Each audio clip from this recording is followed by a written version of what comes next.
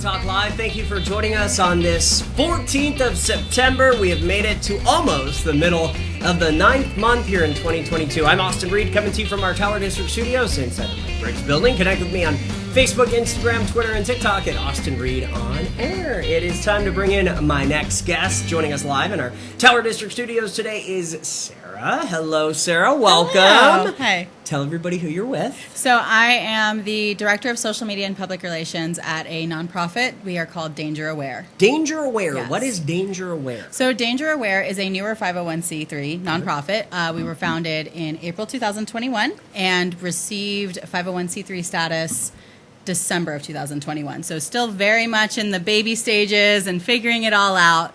But the purpose behind Danger Aware is to promote abuse awareness and education. So the purpose is really to educate on the early warning signs of grooming and manipulation.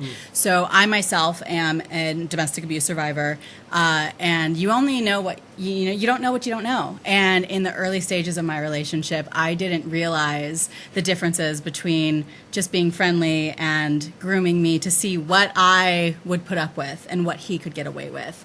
And my children grew up in that, and seeing the repercussions of how it affects children who grow up in domestic violence.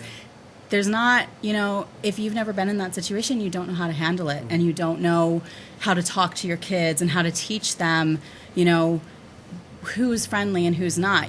I grew up with the stranger danger, and, but the people who are doing the most harm aren't even strangers. So it's really the focus is to educate on how to tell when somebody's being groomed for abuse and how to get them the help and for them to set their boundaries and get the help themselves. Now, in these kind of situations, do you notice that sometimes it's not always the victim is not always female? Yeah, absolutely. So according to actually the CDC's most recent website update, 1 in 3 women and 1 in 4 men are affected by domestic violence every year.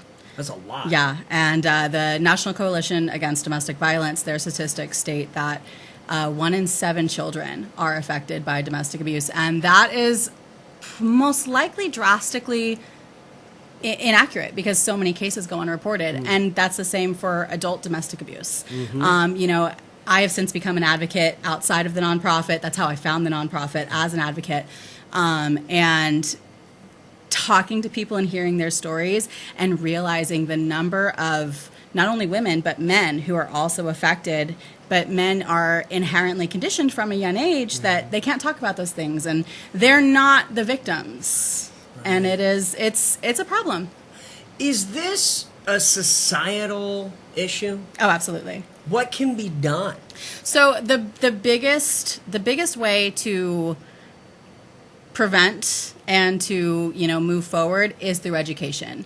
And I know on social media, narcissism is a hot button topic.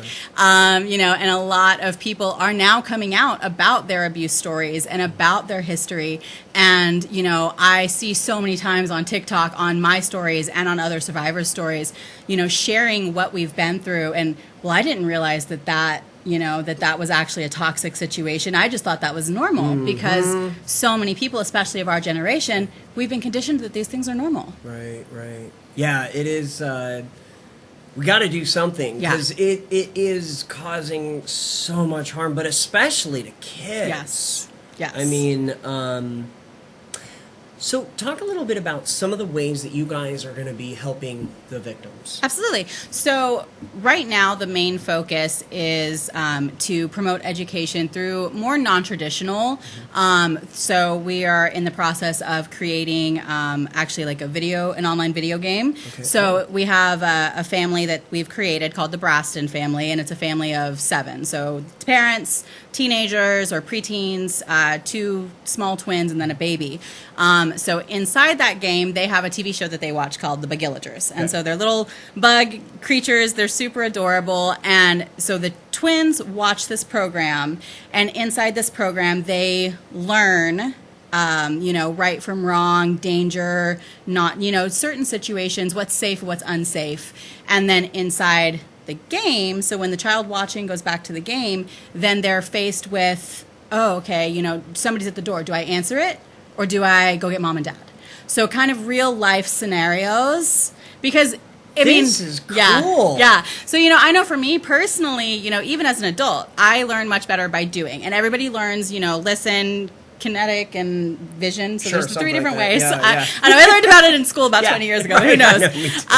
But, you know, so everybody learns differently. But from my personal experience, especially with my children, so I have a 13-year-old, and my daughter will actually be 6 tomorrow. Oh, wow. Yeah. I've got twins. They're 6. Oh, congrats. That's thank a you. fun age. Yeah, it is. So, you know, in my It's personal a cute experience. age. Oh, my gosh, right? No. Real?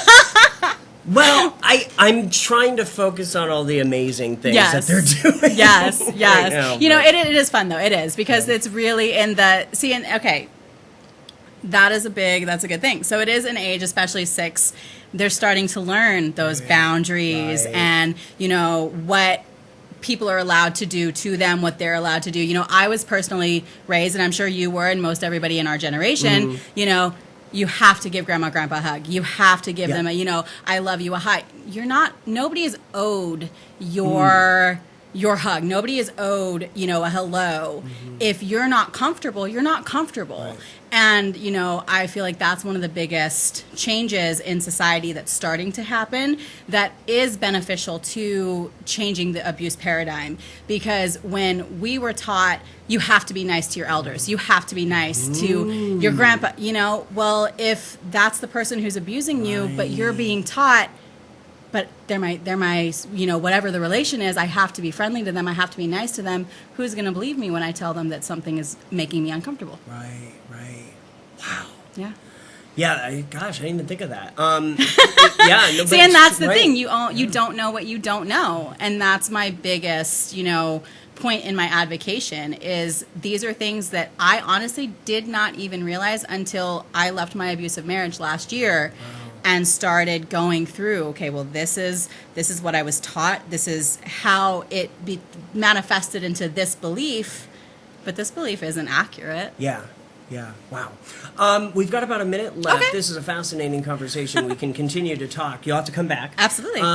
Because I want to see the progress of that video Yeah. game. That's a trip. That's really good. And it's nice because you're taking something that kids are comfortable with, video games, but then doing a twist and making it serious and able to learn. They're learning without realizing that they're learning. Yeah, it's like that subconscious later on in life. If somebody is impacting them in a negative way, they're not going to feel like, oh my God, I have to hug this person. And then other people can see how that child is interacting with that person. Why are you not giving a hug? Why are you not giving a kiss? What, you know, so very, very cool. How can people learn more about the foundation? Okay, so our website is undergoing some changes, but it is live right now in its current state. So it is www.dangeraware.org.